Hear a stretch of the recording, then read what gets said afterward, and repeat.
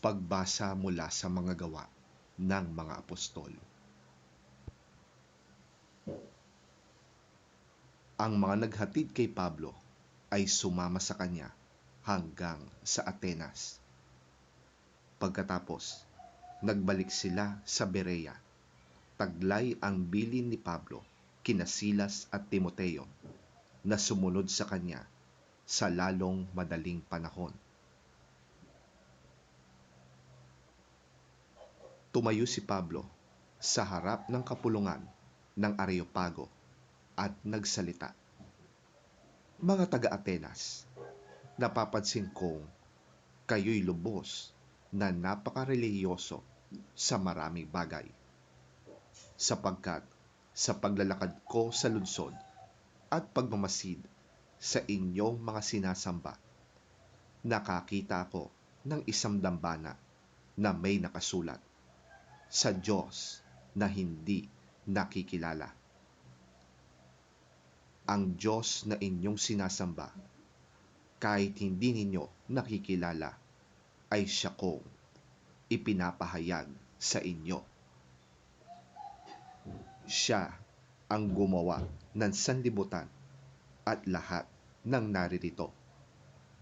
Siya ang Panginoon ng langit at ng lupa.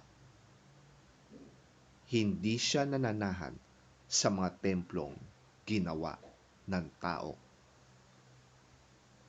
Hindi rin siya nangangailangan ng anumang tulong o paglilingkod ng tao. Sa halip, siya ang nagbibigay ng buhay, hininga at lahat ng bagay sa sangkatauhan. Mula sa isang tao'y nilikha niya ang lahat ng lahi sa buong mundo. Itinakda niya sa simula't simula pa ang kani-kanilang panahon at hangganan. Ginawa niya yon upang hanapin nila ang Diyos. Baka sakaling sa kanilang paghahanap, siya ay matagpuan nila.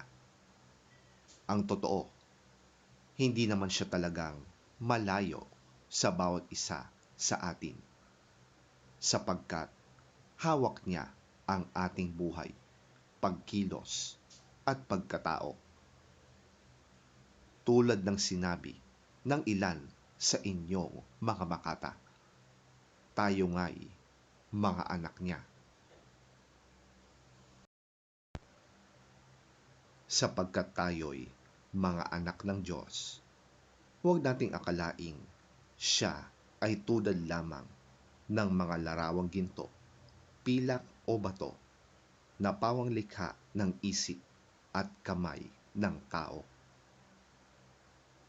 Sa mga nagdaang panahon ay hindi pinansin ng Diyos ang di pagkakilala sa Kanya ng mga tao. Ngunit ngayon ay iniuutos niya sa lahat ng tao sa bawat lugar na magsisit talikuran ang kanilang masamang pamumuhay. Sapagkat itinakda na niya ang araw ng paghuhukom sa sanlibutan, at ito'y buong katarungan niyang gagawin sa pamamagitan ng isang tao na kanyang hinirang. Pinatunayan niya ito sa lahat nang ang taong iyon ay kanyang muling binuhay.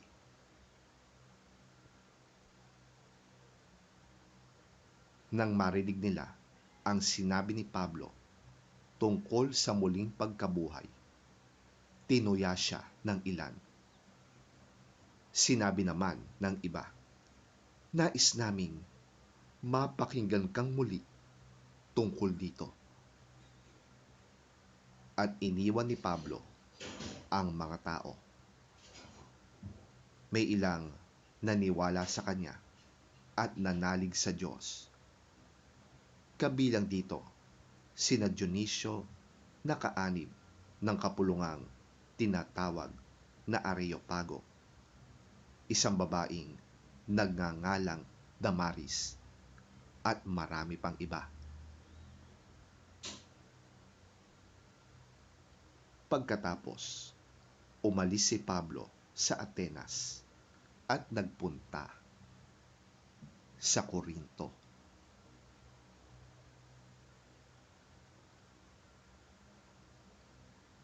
Ang salita ng Diyos.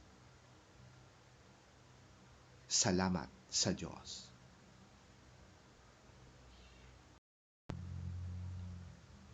Ang mabuting balita ng Panginoon ayon kay San Juan. Papuri sa iyo, Panginoon. Marami pa akong sasabihin sa inyo, subalit hindi pa ninyo kayang unawain ngayon. Ngunit pagdating ng Espiritu ng Katotohanan, papatnubayan niya kayo sa lahat ng katotohanan galing sa Diyos. Sapagkat ang sasabihin niya ay hindi mula sa kanyang sarili, kundi ang kanyang narinig.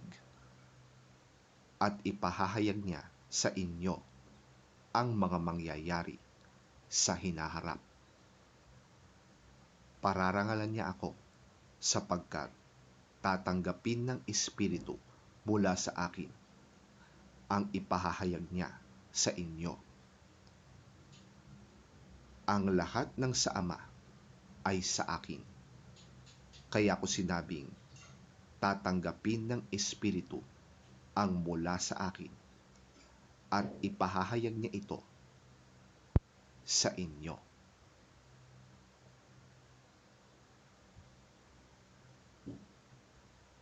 Ang mabuting balita ng ating Panginoon. Pinupuri ka namin, Panginoong Hesukristo. I have much more to tell you, but now it would be too much for you to bear. When, however, the Spirit comes, who reveals the truth about God, he will lead you into all the truth. He will not speak on his own authority, but he will speak of what he hears, and will tell you of things to come. He will give me glory, because he will take what I say and tell it to you.